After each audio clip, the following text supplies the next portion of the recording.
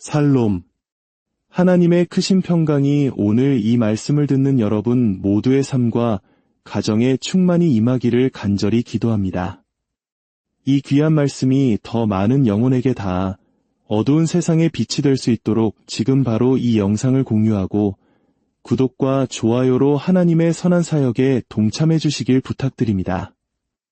여러분의 작은 손길 하나가 방황하는 누군가에게는 구원의 등불이 되고 지친 영혼에게는 따뜻한 위로가 될 수 있습니다. 주님의 이름으로 축복합니다. 오늘은 성경의 가장 중요하면서도 때로는 오해받기 쉬운 주제 중 하나인 적그리스도에 대해 깊이 나누고자 합니다.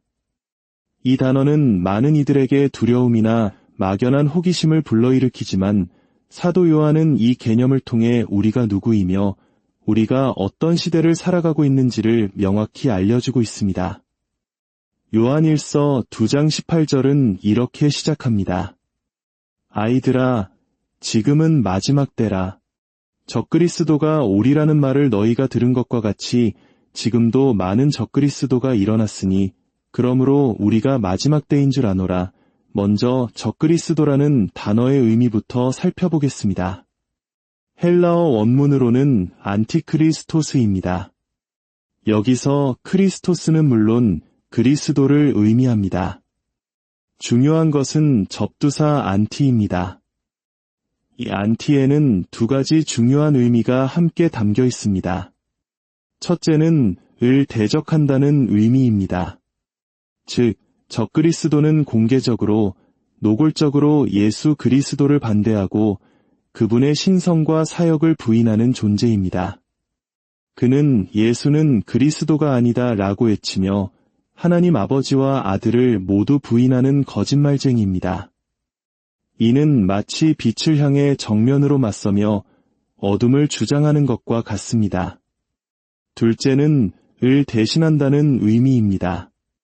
이것은 훨씬 더 교활하고 미묘한 접근입니다. 그는 그리스도를 대적하는 대신 자신이 진짜 그리스도인 것처럼 행세하며 사람들을 미혹합니다. 예수님께서 마가복음 13장에서 경고하셨듯이 거짓 그리스도들과 거짓 선지자들이 일어나 이적과 기사를 행하여 할 수만 있으면 택하신 자들을 미혹하려 하리라고 하셨습니다.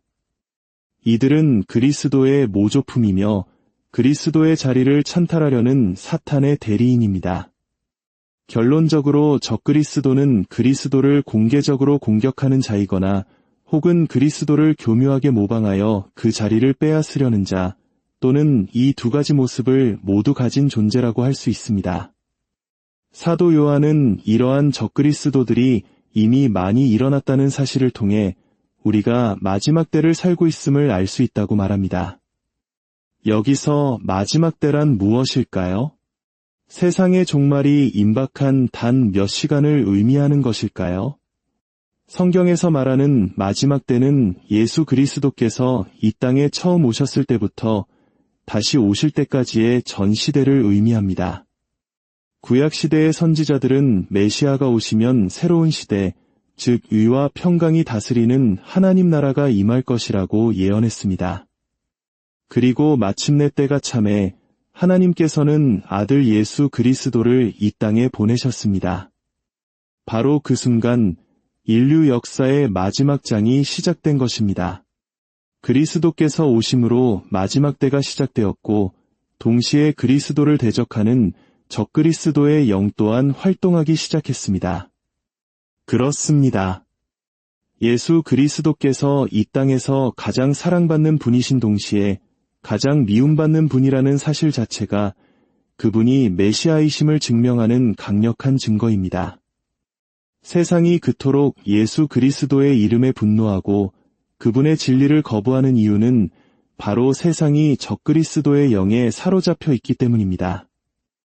요한은 우리가 최후의 적그리스도가 올 것이라는 말을 들었다고 언급합니다. 그렇습니다.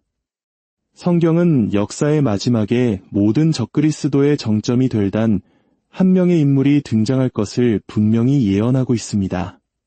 그는 단순히 많은 적그리스도들 중 하나가 아니라 그 모든 악의 힘을 결집시킨 최종적인 존재입니다. 사도 바울은 데살로니가후서 2장에서 그를 불법의 사람, 혹은 멸망의 아들이라고 부릅니다. 그는 인류 역사상 전무후무한 대규모 배교, 즉 하나님을 향한 거대한 반역을 이끌 인물입니다. 그는 스스로를 높여 하나님이라 불리는 모든 것과 숭배함을 받는 것에 대항하여 하나님의 성전에 앉아 자기를 하나님이라고 내세울 것입니다. 상상해 보십시오. 그는 처음에는 세상의 구원자, 평화의 사도로 등장할 것입니다. 뛰어난 지성과 카리스마, 경제적, 군사적 능력으로 전 세계를 하나로 통합하고 심지어 이스라엘 민족조차 그를 메시아로 착각하여 평화 조약을 맺게 될 것입니다. 하지만 결정적인 순간 그는 자신의 본색을 드러냅니다. 바로 다니엘서와 예수님께서 말씀하신 멸망에 가증한 것이 거룩한 곳에 서는 사건입니다. 그는 하나님의 성전에 들어가 자신이 유일한 신임을 선포하고 자신을 경배하도록 강요할 것입니다. 요한계시록 13장은 이 끔찍한 존재를 바다에서 올라오는 짐승으로 묘사합니다. 그는 사탄, 즉 용에게서 모든 권세를 받아 42개월, 즉 3년 반 동안 세상을 통치하며 하나님의 이름과 그분의 성전을 모독하고 성도들과 전쟁을 벌여 그들을 이길 권세를 받게 됩니다. 세상의 모든 사람, 즉 어린 양의 생명책에 이름이 기록되지 않은 모든 자가 그 짐승에게 경배하게 될 것입니다. 이는 참으로 두려운 예언입니다. 어쩌면 이는 혼란스러운 시대를 살아가는 우리 한국의 성도들에게 더욱 깊이 와닿는 메시지일지도 모릅니다. 우리 민족은 역사 속에서 수많은 이념적 대립과 거짓 선동, 그리고 참과 거짓이 뒤섞인 혼돈의 시기를 겪어왔습니다. 진리처럼 보이는 거짓에 미혹되어 공동체가 무너지고 가정이 파괴되는 아픔을 우리는 똑똑히 보아왔습니다. 그렇기에 우리는 더욱 깨어 기도하며 무엇이 진리이고 무엇이 거짓인지 분별할 영적인 지혜를 구해야 합니다. 하지만 여러분, 두려워하지 마십시오. 요한이 이 메시지를 기록한 목적은 우리를 불안하게 하려는 것이 아닙니다. 오히려 우리에게 확신을 주기 위함입니다. 그는 적그리스도에 대해 말한 직후 이렇게 선포합니다. 너희는 거룩하신 자에게서 기름 부음을 받고 모든 것을 아느니라. 그렇습니다. 우리 안에는 진리의 영이신 성령께서 함께 하십니다. 세상이 아무리 우리를 미혹하려 해도 우리 안에 계신 성령께서는 우리가 진리를 분별하고 굳건히 서도록 도우십니다. 세상은 적그리스도의 영을 따르지만 우리는 예수 그리스도를 고백합니다. 참된 그리스도인과 적그리스도를 구별하는 시금석은 단 하나, 바로 예수 그리스도에 대한 신앙 고백입니다. 누가 거짓말쟁이냐? 예수께서 그리스도이심을 부인하는 자가 아니냐? 아버지와 아들을 부인하는 그가 적그리스도니 아들을 부인하는 자에게는 또한 아버지가 없으되 아들을 시인하는 자에게는 아버지도 있느니라. 최후의 적그리스도가 아무리 강력한 힘으로 세상을 지배한다 해도 그의 운명은 정해져 있습니다. 그는 멸망의 아들입니다. 우리 주 예수 그리스도께서 재림하실 때 그 입의 기운으로 그를 죽이시고 강림하여 나타나심으로 패하실 것입니다. 그의 화려하고 짧은 통치는 영원한 심판으로 끝나게 될 것입니다. 사랑하는 성도 여러분, 우리는 이미 마지막 때를 살고 있습니다. 세상은 그리스도를 대적하는 목소리로 가득 차 있습니다.